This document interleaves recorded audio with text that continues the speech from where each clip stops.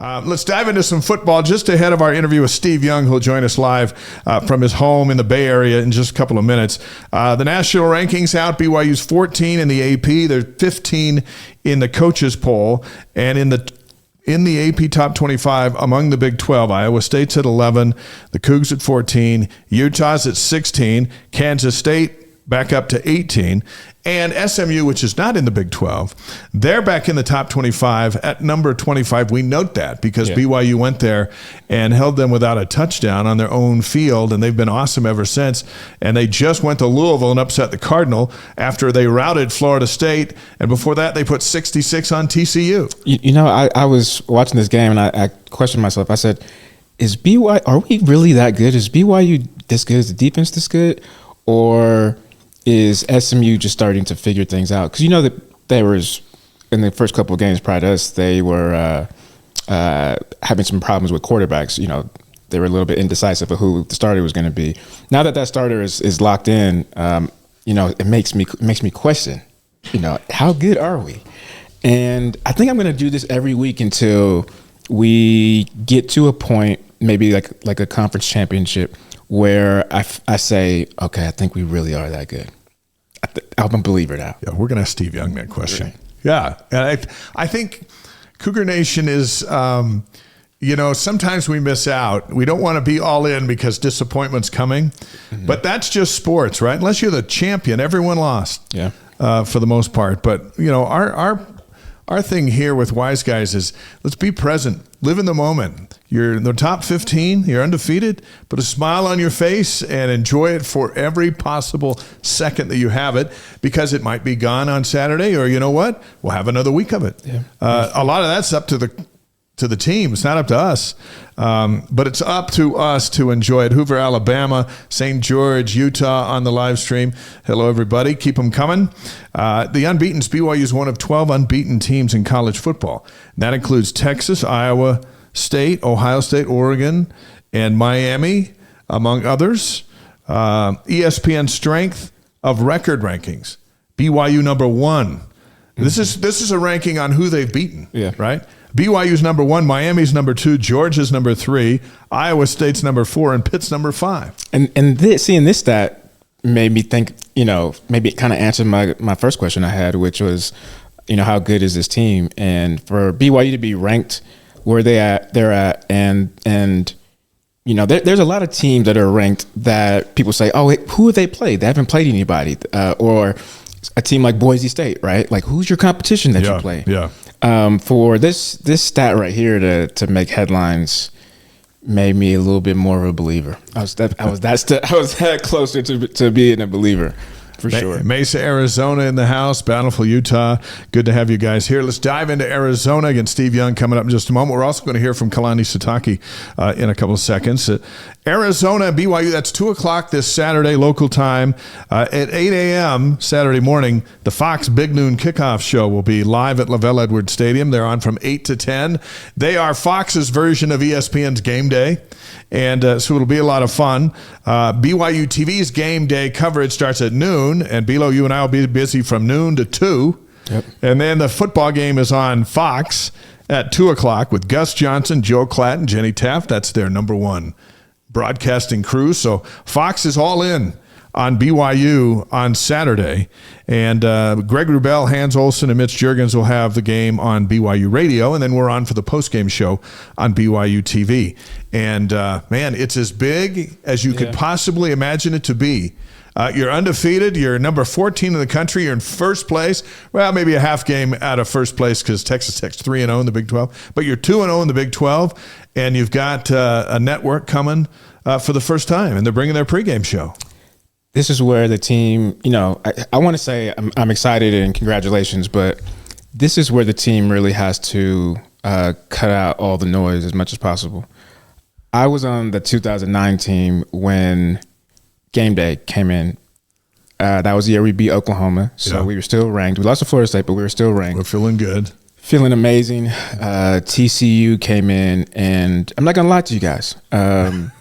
I was trying to talk to a couple of my girlfriends for them to make some signs, and that was kind of my focus, my priority. You know, obviously I was studying and doing what I had to do game wise, but that really wasn't one of my better games. And a lot of the focus for us as teammates, we were really focused on the hype. That's it's a big deal. Yeah, it is big, and these are kids, and so it's really on the coaching staff. And Kalani was asked about that today at his news conference to kick off the week, and he's kind of embracing it all, but at the same time, it's his job to make sure they're focused. The fans can soak it all in, and it's like going to the Super Bowl. That's okay. For the football team, not so much. Bilo, what do you make of these Arizona Wildcats? I think it's a team that is struggling offensively to find their identity. And that tends to happen when you have a new coaching staff, different methodologies, terminology, and just expectations of what the coaches want you to do. You think about this BYU offense under Jake last year versus this year, and how much more command he has of the offense in year two. You look at the defense, especially how they're just balling out like crazy because everybody knows what to do. And so I think there's a struggle there with their identity. Like Coach said, they can run the ball good. They can throw at will. I think they are a very explosive team when they want to be. I don't think that they're as consistent as they need to be. Yeah. And you tend to see that with teams with new coaching staffs, especially when you go on the road and you beat a ranked Utah, which I think now after Arizona's lost last week, I don't know if Utah is that good, to be honest with you. I really don't. But yeah, I think where this BYU defense can really take advantage is on third down. They're ranked 115th in third down conversion. So Arizona. So they have a hard time, sustaining drives and getting, and getting points on the board. And so for me, I would say that the first key of the game for BYU is to run the ball. We have LJ Martin's coming back, and he'll be healthy, establish the run. We saw the last couple of weeks, Jake was the leader in rushing. I think you take that stress and that weight off of him. Still involve him in the run game, but give LJ the ball. And I think for me, the main reason why is the time of possession. Okay, so run the ball. What's number two? Number two is score 30 points or more. 30-plus points. Yep. Okay. When you look at their wins versus New Mexico, they beat New Mexico 61-39, beat Northern Arizona 30-22, lost to Kansas State 31-7, beat Utah 23-10, and then lost last week against Texas Tech 28-22. So only one game that they scored, 30 points out of all they played. So that's the second key. They're tough in the trenches. A couple of comments on the live stream about that too. All right, key number three. Key number three is create turnovers. Okay. When you look at the Texas Tech game last week, Texas Tech scored 18 points off of turnovers. So this is a good defense. I think they're very similar when you look at stats and rankings to BYU's defense. Not as great, but on paper they're good. They're really good. And so to score points to get to that 30-plus point mark, getting the ball back to your offense and making sure that they have shorter fields, kind of like we saw with Kansas State, I think is going to be another key. All right, Brian's three keys to beating Arizona. We'll revisit them, by the way, next week and see how that went. By the way, Las Vegas has BYU as a 3-point favorite. I saw it at 2.5, and that's kind of where it's sat the last couple of days. The Cougars are going to come out in their classic white helmets, royal blue tops, royal trim, white pants. They call it the classics. So they're rolling out the classics on Saturday. The weather's going to be perfect, mostly sunny, mid-70s. No flyover. There was a flyover, and then Sunday, the Pentagon got back and said that with a support team that's needed to make sure it all happens due to some events going on around the world, they weren't able to make that happen after they decided they were going to make it happen. And so we'll look to November for some flyovers. Was that their way of saying that there's a war about this? No, not about to start, just stuff going on. But so the pilot was booked for this show, and so they were kind of bummed out that that's not going to happen. So maybe in November. Look for my article in the Deseret News today on the Cougars getting back into the Big 12 race after a pit stop following the bye week. You can find that at Deseret.com. Columbia, Maryland is in the house. Good to have you with us here on the Wise Guys. Let us know where you're taking us in from.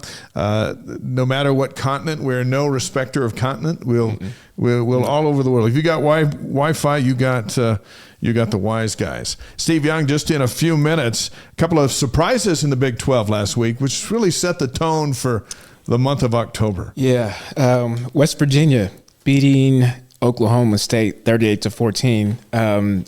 I kind of feel bad for Oklahoma State. They just seem like they are lost. They just lost. Yeah, like a person, like a sinner without Jesus. They'll be here in 2 weeks. Yeah, I'm gonna guarantee a win. That's a win right there. Well, you never know.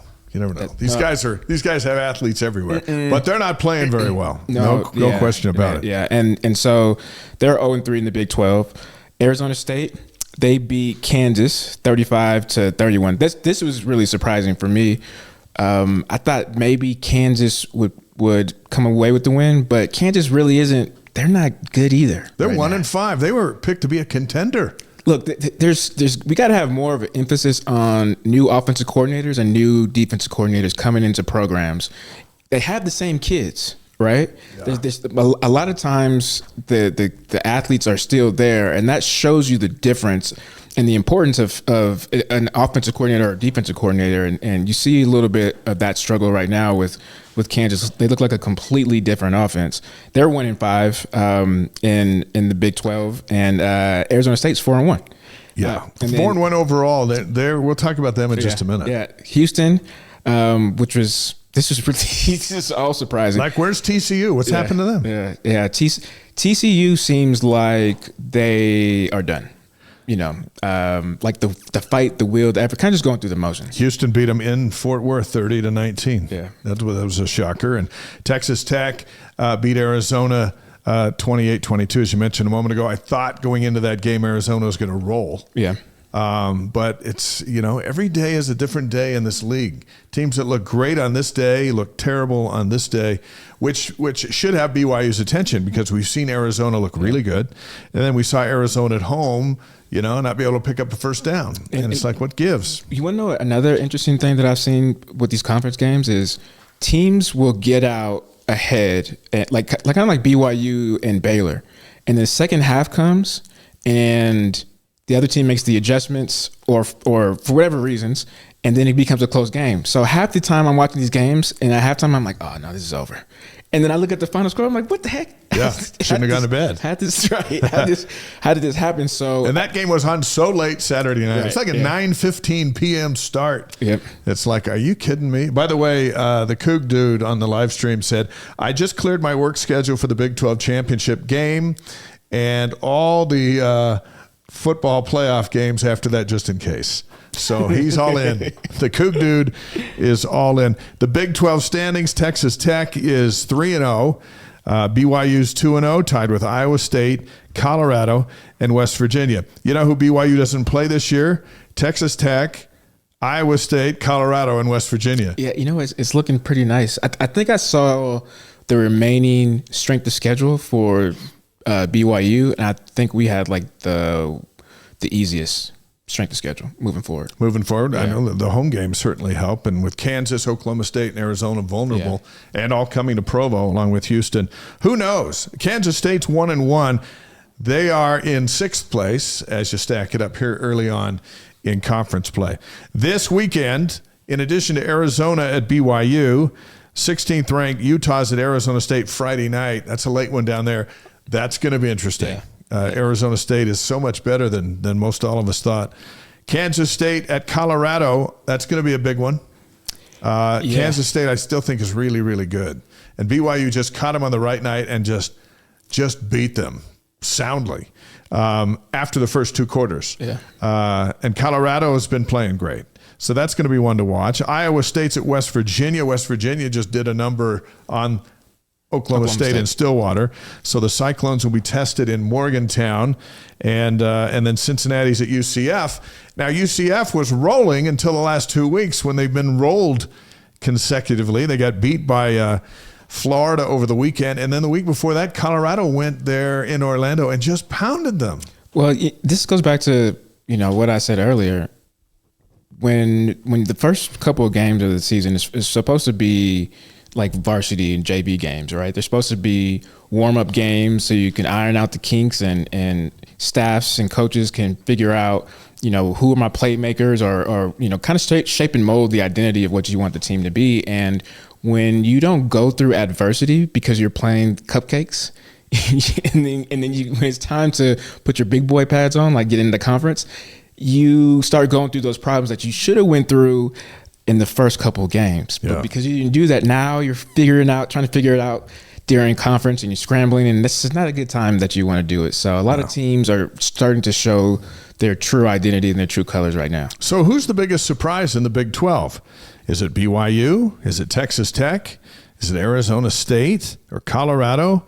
You go back to the preseason Big 12 poll. Texas Tech was picked 9th. Colorado was picked 11th. BYU was picked 13th. And Arizona State was picked 16th. And these are the teams that are, at least, heading into October, are upstairs. Yeah. They're upstairs making big plans. So BYU doesn't surprise me. Obviously, I'm a fan. We know what goes on behind closed doors, and we knew that having a second year with Jake and also the defense was going to help out. I think the same thing with Colorado, right? And Dion, this is his second year, and he has his guys from the portal and whatnot. I would say the biggest one for me would be Texas Tech.